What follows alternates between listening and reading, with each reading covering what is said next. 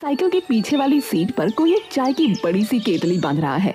उसके बगल में कुछ कुल्हड़ बांधे हुए हैं। चलें जी। औरत मुस्कुराकर अपने हाथ में पकड़ा रंग बिरंगा छाता खोलती है और दोनों के सर पर कर देती है। चलो जी। अलका अपना सिर हैरी की छाती से लगा लेती है और दोनों गाने गुनगुनाते अपने सफर पर निकल पड़ते हैं। उनकी साइकिल का सुहाना सफर थोड़ी दूर जाकर बालगढ़ की ओर निकल पड़ता है। दोनों पूरे गांव में बस चाय की गुहार लगाते और एक दूसरे के लिए मोहब्बत भरे गाने गुनगुनाते अपनी साइकिल पर टहलते जाते। गांव की कुछ औरतें जो कुएं से पानी भरने जा रही होती हैं, वो उनका बस एक दीदार करते ही हंस पड़ती हैं। तभी उनमें से एक औरत बोल पड़ी, लो भाई, आ गई राधा कृष्ण की जोड़ी साइकिल पर बैठी। ए कमला, जरा आवाज तो लगा इन कबूतरों के गुटरगू करते जोड़े को। ओ प्रेम के पंछियों। अलका उनकी तरफ देखकर शर्मा कर अपना मुंह ध्रुव के सीने से चिपका लेती है, जिसे देखकर सभी औरतें उन्हें और छेड़ने लगती हैं। अरे आप चाय भी पिलाओगे या बस अपने प्यार से हमें जलाकर वापस लौट जाओगे? ध्रुव और अलका साइकिल मोड़कर उनकी तरफ आ जाते हैं। अलका उतरकर अपनी छतरी बंद करती है और सबके लिए मिट्टी के कुल्हड़ में चाय डालने लगती है। ए अलका, आज तो बारिश भी ना पड़ रही, फिर क्यों अपने इस जाने जिगर के सर पे छतरी कर रखी है तूने? क्यों भाई? अलका एकदम से अपना मुंह ऊपर कर आसमान की ओर ताकने लगती है। ध्यान नहीं दिया, आज मौसम साफ है, नहीं तो रोज ही बारिश होती है, इसलिए ही। देख रही है कमला, अपने सजन में इतनी मगन है जोगनिया कि मौसम तक भी ध्यान न गया। सभी औरतें हंसने लगती हैं। सुरभि सबको उनके चाय का प्याला दे देती है। सभी औरतें खूब मजे से चाय की चुस्कियां लेने लगती हैं। तभी कमला भी उधर से बोल पड़ती है, भाई और कुछ हो ना हो, तुम साजन सजनी चाय एकदम दिल खुश कर देने वाली बनाते हो। ध्रुव और अलका हंसने लगते हैं।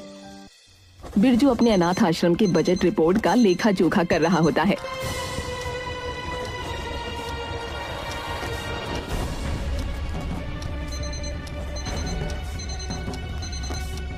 कि तभी उसके सामने एक हाथ आता है और उसके सामने कई सारे पैसे रख देता है। बिरजू एक गहरी सांस भरता है और फिर हर्षित की ओर देखता है। फिर से वही? और कोई चारा है? इस वक्त आपके सिद्धांत ज्यादा जरूरी है या बच्चों की पढ़ाई? और पढ़ाई तो छोड़ दो, यहाँ तो खाना भी पूरा नहीं पड़ रहा है। कल याद है ना, चावल खत्म होने पर आप 2 किलो चावल भी उधार पर लेकर आए थे। मास्टर जी, इस वक्त सही गलत का सवाल नहीं है, सिर्फ बच्चों की भूख का सवाल है। अरे तो किसी की मेहनत का पैसा चुरा के तो इनका पेट भर रहा है, तो उसका क्या फायदा होगा रे? उन्हें नहीं लगती होगी भूख?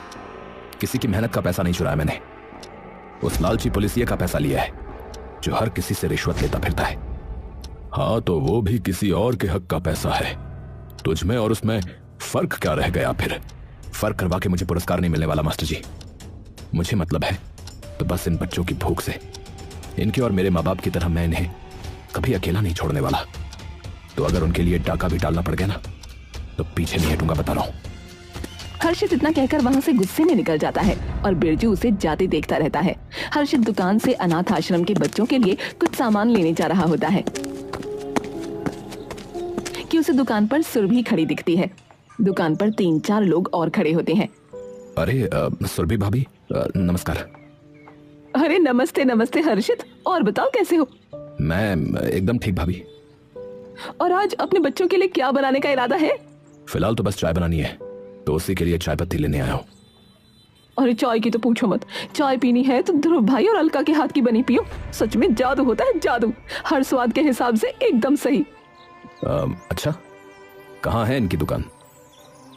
अरे दुकान नहीं है, बस पूरे गांव में साइकिल पे जा जाके बेचते हैं। चलो कोई नहीं, कभी दिखे तो पी लेना। लैला मजनू की तरह साइकिल पर सवार आते दिखेंगे। पर कमाल है हर्षित, यूं तो पूरे दिन गांव में डोलते हो, पर तुमने उन्हें नहीं देखा। पिछले 2 साल से हर सावन में आते हैं वो। सुरभि वहां से चली जाती है। तभी दुकान पे बैठे लाला जी बोल पड़ते हैं, अरे पता नहीं क्या हो गया है इसे, सठिया गई है लगता है। क्यों?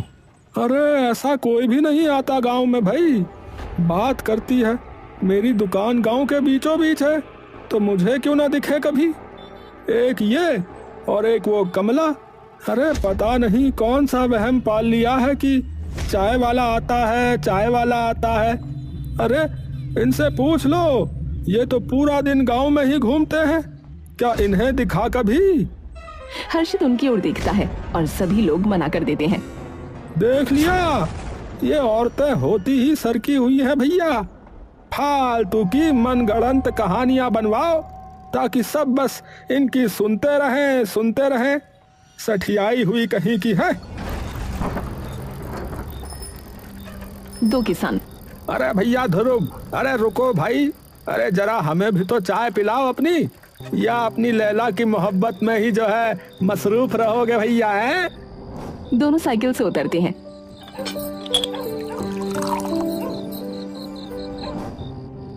अरे भाई, इतनी स्वादिष्ट चाय कैसे बना लेते हो भाई? है भाभी, कौन सा जादू करती हो इसमें?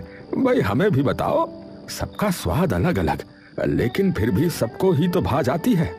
हाँ बिल्कुल ठीक बात है भाभी, आज तो बताना पड़ेगा। हाँ और जो ये नहीं बताया तो फिर अपनी प्रेम कहानी बतानी पड़ेगी। हाँ, क्योंकि इतना प्यार भाई मेरी लुगाई तो मुझसे नहीं करती, बता दे रहा हूँ। अरे मैं तो जब भी चाय बनाने की कहूँ तो मुझे तो बस ताने सुनने को मिलते हैं कि ये लो जी, फिर से आ गई फरमाइश है। तो भैया कभी आप उन्हें चाय बना के पिला दो तो वो भी उतना ही प्यार करने लगेंगी। ये बात भाभी, हाँ ये बात कही आपने।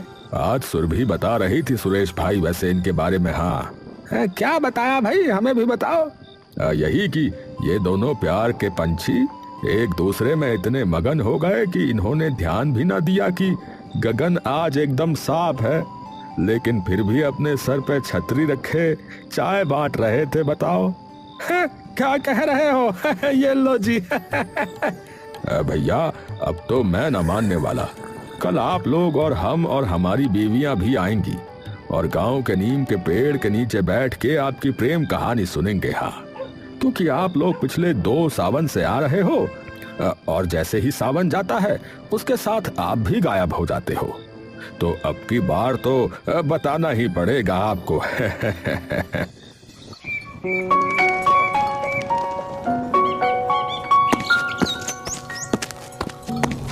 कि तभी बिरजू उसे पीछे से टोक देता है। हर्षित, कुछ न कुछ हो जाएगा। तुम क्यों ऐसे पागल हुए पड़े हो? तो अकेले छोड़ दो इन्हें।